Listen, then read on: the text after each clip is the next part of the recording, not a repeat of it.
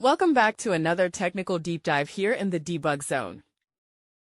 Today, we're tackling a big question and breaking it down with insights from other users. Hopefully, this clears up some misconceptions and helps you get the answer you need. So buckle up, stay a little curious, and let's jump right in.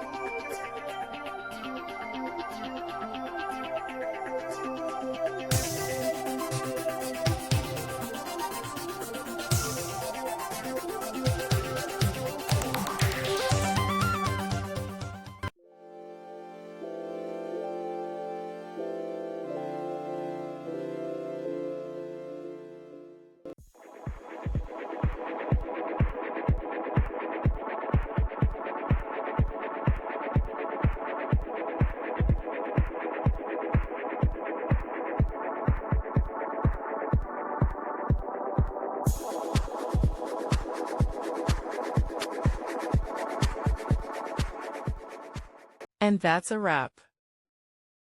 I hope you found the answer you were looking for. If you did, take a second to hit that subscribe button. It really helps out.